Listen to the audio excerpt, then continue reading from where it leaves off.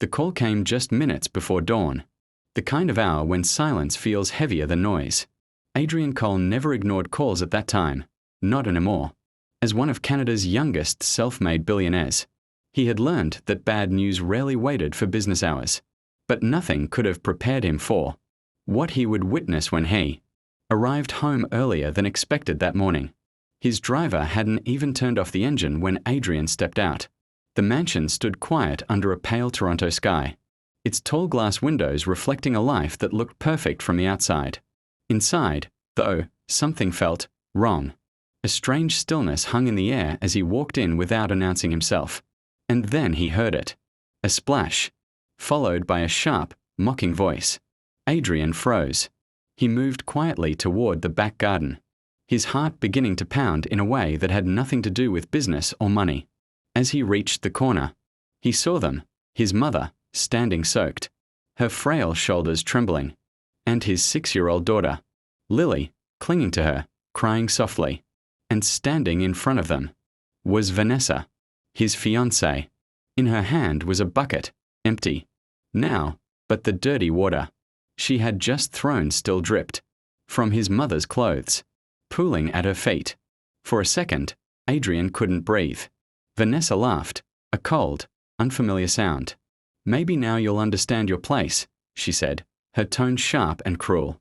"This isn't your house. It's mine soon enough." Lily looked up at her, eyes wide with confusion and fear. "Why are you being mean to Grandma?" she whispered. Vanessa rolled her eyes. "Because she needs to learn. Both of you do." That was the moment Adrian stepped forward. "Enough." The word cut through the air like a blade. Vanessa turned, her expression shifting instantly, from cruelty to shock, then quickly to a forced smile. "Adrian, you're home early." But he didn't respond. His gaze moved past her, straight to his mother. She tried to smile, but her lips trembled.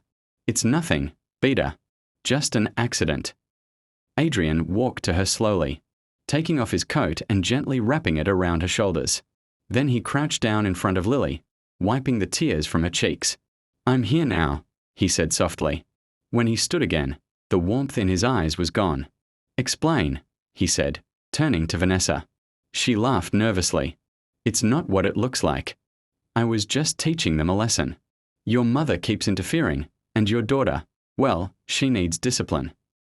"Discipline?" Adrian's voice was dangerously calm. "By throwing dirty water on them." Vanessa crossed her arms, her tone hardening. "You're too soft on them. You don't see it, but I do. If I'm going to be your wife, I need to maintain order in this house." Adrian stared at her, as if seeing her for the first time. "Order?" he repeated quietly. "You call this order?" His mother tried to step in. "Adrian, please, don't make a scene." But he gently raised a hand.